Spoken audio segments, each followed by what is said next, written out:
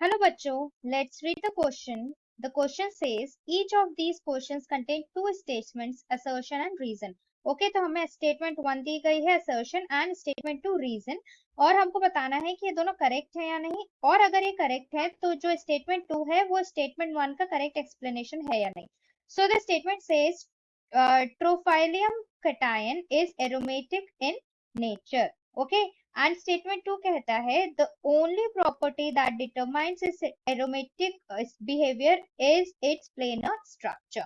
So what you have to understand over here is कि अगर हम एरोमेटिक कंपाउंड्स की बात करते हैं तो ये कहां से डिराइव हुआ है, ये वर्ड डिराइव हुआ है from aroma word. Okay, so it is basically good smelling agent. Okay, so aroma का मतलब ये होता है कि गुड स्मेल जिसमें से आती है वो एरोमेटिक कंपाउंड्स होते हैं. बट इसके लिए हम जो रूल इस्तेमाल करते हैं जिससे हम एरोमेटिक कंपाउंड्स को पहचान सकते हैं उसको हम कहते हैं Huckel's rule. Okay, so let us understand कि अगर हम हकल्स रूल की बात करें तो कैसे हम पहचान सकते हैं किसी कंपाउंड को कि वो एरोमेटिक है या नहीं. बेसिकली फर्स्ट ऑफ ऑल वो साइक्लिक होना चाहिए और जो कंपाउंड है उसके अंदर कॉन्जुगेशन प्रेजेंट होना चाहिए. How you will understand conjugation है या नहीं, तो या तो इसमें पाई सिग्मा पाई प्रेजेंट हो या फिर pi sigma and plus charge हो या फिर pi sigma and negative charge हो या फिर पाई सिग्मा और लोन पेयर हो. ओके, या फिर थर्ड कंडीशन जो इसमें आती है वो है कि या तो उसमें 4n+2 इलेक्ट्रॉन्स हो. Okay, 4n+2 pi electrons. तो इधर पे जो n है वो 1 2 3 4 कुछ भी हो सकता है. ओके, ये हो जाएगा हमारा हकल्स रूल. ओके, अब अगर हम इस कंडीशन की बात करें then you have to understand कि in case of this compound that is tropylium. Okay, here you have to understand कि ये जो कटायन हमको दिया गया है, yes you can see the diagram over here, ये जो कटायन दिया गया है ये कैसा है, ये भी एरोमेटिक हुआ. ओके, ये भी क्या हुआ, ये भी एरोमेटिक इन नेचर हुआ. ये क्यों, बिकॉज इसका जो स्ट्रक्चर है वो, सबसे पहली बात तो ये कि वो प्लेनर है. ओके, ये प्लेनर स्ट्रक्चर है. Also, you have to understand that it possesses 6 pi electrons. Okay, 6 pi electrons हैं जिसका मतलब 4n+2 इसमें शो हो रहा है और इसमें n हम लेंगे 1.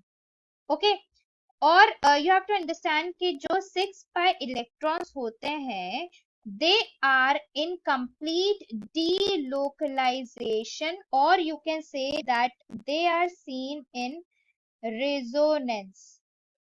Okay, resonance with what, with the positive charge. तो ये क्या शो कर रहा है हमको, ये बेसिकली शो कर रहा है हमको कि ये कॉन्जुगेशन में है. ओके, कॉन्जुगेशन होना चाहिए. हियर यू हैव सीन कि कॉन्जुगेशन शो होना चाहिए. यस, तो यहाँ पे अगर आप उसके डायग्राम को भी देखेंगे, अगर आप इसको ड्रॉ करेंगे, yes, here if you will draw this. Okay, let us just draw ये and we will draw it like this, this and this and this. Okay, तो यहाँ पे एक डबल बॉन्ड, यहाँ पे एक डबल बॉन्ड और यहाँ पे एक डबल बॉन्ड. ओके, तो यहाँ पे you can see that it is having cyclic structure and also you can see that we are having conjugation. Yes, जो हकल्स रूल की यू कैन से लिमिटेशन है वो सब भी फॉलो हो रही है. हमारे पास पाई भी है, हमारे पास सिग्मा भी है, हमारे पास पॉजिटिव चार्ज भी है. यस, तो ये हमारा आ गया किसमें, रेजोनेंस शो करने लगा ये.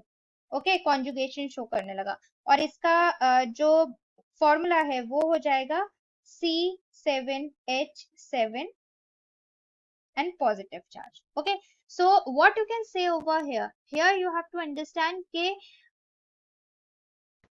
कि जो असर्शन हमको दिया गया है वो तो ट्रू है क्योंकि ये एरोमेटिक है, लेकिन सिर्फ प्लेनर स्ट्रक्चर के कारण इसका एरोमेटिक बिहेवियर नहीं शो हो रहा है, इसमें हमको कॉन्जुगेशन भी दिख रहा है, यस, और यहाँ पे हमको 4n+2 भी दिख रहा है, तो ये वाला स्टेटमेंट रॉन्ग हो जाएगा, but statement 1 is correct. So the correct option over here will be the option C. Okay, option C will be the correct. So here what you will write, you will write that the option C is correct. So this is the final answer. I hope you understand it well. Best of luck.